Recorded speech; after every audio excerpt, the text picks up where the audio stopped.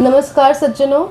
आज फिर से हम लोग हाजिर हुए हैं एक बहुत महत्वपूर्ण सवाल के लिए। आज की दुनिया में इतने सारे युद्ध है, इतने सारे प्रॉब्लम्स हैं। इन प्रॉब्लम्स में से हम लोग शांति ढूंढते हैं, हर कोई शांति ढूंढते हैं। तो नमस्कार आंटी जी, जी इसमें नमस्कार आपका जी। स्वागत है। और दर्शकों को भी मेरा बहुत बहुत राम राम। जी, हाँ ठीक है। एक सवाल है आपसे। आज तो बहुत युद्ध है, इतने सारे आपको पता है कि ईरान में इतनी बड़े युद्ध हो रही है, हर किसी में हिंसा है। तो भगवान के ऊपर लोग आस्था तोड़ रहे हैं, इतना भरोसा नहीं कर पाते हैं। लोग सोचते भगवान है नहीं। बेटा देखो, इसमें कुछ आप बताओ। बेटा देखो, तुम्हारे ना सवाल बड़े अच्छे होते हैं। Thank you, और मैं बताती हूँ आपको कि देखो, भगवान तो है, कोई शक्ति है जो ये दुनिया चला रही है, ठीक है। ऐसा तो नहीं हम कह सकते कुछ नहीं है। देखो, इतनी सुंदर प्रकृति दी है भगवान ने हमें, उसके लिए उसका हमें शुक्र करना चाहिए, थैंक्स करना चाहिए।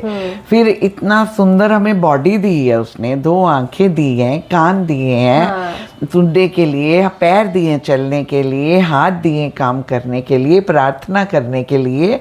तो उसका थैंक्स तो सुबह उठते ही हमें करना चाहिए। हमारा एहसास नहीं होता कभी कभी हमारे नहीं, पास इतना कुछ है बेटे, सुबह उठते ही उसका थैंक्स करो। मैंने तुम्हें कल बोला था कि मैं हर बात तुम्हें एग्जाम्पल दे के बताऊंगी। हाँ जी, हाँ मैं तुम्हें एक छोटी सी एग्जाम्पल देती हूँ इस बात के लिए।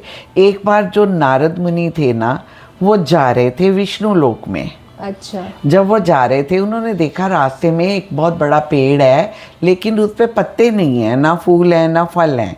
और एक पक्षी वहाँ पे बैठा हुआ है और बड़ा वो फड़फड़ा रहा है, और नीचे रेता है, कोई पानी नहीं है, बड़ा परेशान है।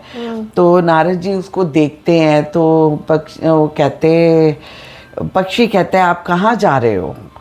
तो वो कहते, मैं तो विष्णु लोक जा रहा हूँ। कहते, तो परमात्मा से मेरी एक अर्जी लगा दोगे आप?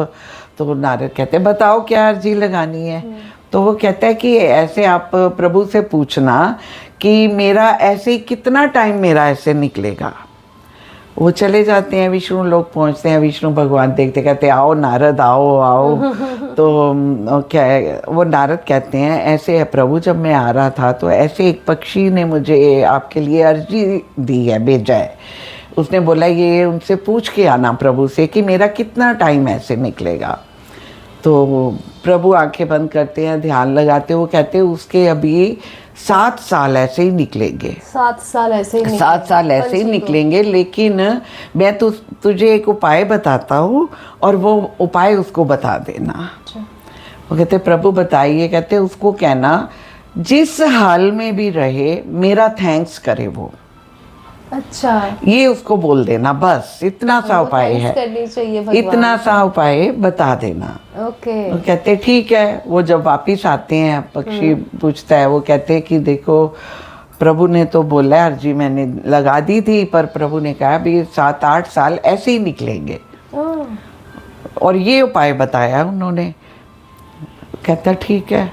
चले जाते हैं। 6 महीने बाद नारद फिर जाते हैं विष्णु लोक। अच्छा। जब जाते हैं, रास्ते में वही पेड़ देखते हैं, और पेड़ पे इतने पत्ते लगे हुए हैं, फूल लगे हुए हैं, और नीचे रेता की जगह नदी बह रही है, और फल लगे हुए हैं, फूल लगे हुए हैं, पत्ते। पक्षी चहचहा रहा है बड़ी खुशी से। 6 महीने में इतना चेंज हो गया? वो चहचहा रहा है। अच्छा। वो कहता है मेरे से भगवान ने झूठ बोला है। अच्छा। मैं तो जाते ही पूछूंगा ये बात कि उन्होंने मेरे से झूठ क्यों बोला। चले जाते हैं विष्णु लोग। जाते हैं तो भगवान कहते हैं आओ नारद आओ। तो कहते हैं प्रभु आप एक बात बताओ, आपने मेरे को झूठ क्यों बोला है? वो हंसने लग जाते हैं। परमात्मा तो सब बात जानते हैं, वो हंसने लग जाते हैं। कहते क्या? कहते आपने तो कहा था उस पक्षी के 7-8 साल ऐसे ही निकलने हैं, लेकिन वो तो 6 महीने बाद उसके पेड़ पत्ते आ गए हैं, फल आ गए हैं, फूल आ गए हैं, नीचे अपना नदी बह रही है, बड़ा खुश है वो। कहते हैं नारद मैंने तुम्हें एक उपाय बताया था ना उसको बताने के लिए। कहते हैं हाँ प्रभु आपने उपाय बताया था। कहते हैं अब वो जब रेत पे गिरता था तो कहता था परमात्मा शुक्र है आपका, और जब धूप पड़ती थी तो कहता था परमात्मा शुक्र है आपका। जब उसको गर्मी लगती थी तो कहता था शुक्र है आपका, और जब खाने को कुछ नहीं मिलता था तो कहता था शुक्र है आपका। कहता है वो दिन में कितनी बार तो मेरा शुक्र करता था, तो मेरे को तो फिर उसको देना ही पड़ना था, हाउ स्वीट। मेरे को तो देना ही पड़ना था। तो फिर देखो, इसलिए हमें परमात्मा का शुक्र हर बात पे करना चाहिए। हम खाना खाते हैं, हमें उसका शुक्र करना चाहिए, खाना खाने के बाद भी, पहले भी। हे प्रभु शुक्र है आपने, हर चीज़ के लिए दिन में उसका शुक्र करो। प्रभु तो छोटी छोटी बातों से प्रसन्न होते हैं बेटा, लेकिन उनको प्रसन्न करने का ढंग आना चाहिए। ढंग आना चाहिए, एग्जैक्टली। कितने अच्छे से आंटी जी ने एग्जाम्पल्स के साथ हमको इनरिच किया, समझाया कि हमको हर वक्त पे भगवान की शुक्र अदा करना चाहिए, भगवान को परमात्मा थैंक्स का। बोलनी चाहिए। इससे हमारी पॉजिटिव एनर्जी हमारे अनलीश होगी, हाँ। और हम लोगों की पॉजिटिव एनर्जी के थ्रू हमारी जिंदगी भी हरे पत्ते हरे रंग में हरे रंग में घुल जाएंगे, हमारी जिंदगी भी रंगीन हो जाएंगे। बिल्कुल So, बिल्कुल। इसके साथ हमारे साथ जुड़े रहने के लिए धन्यवाद।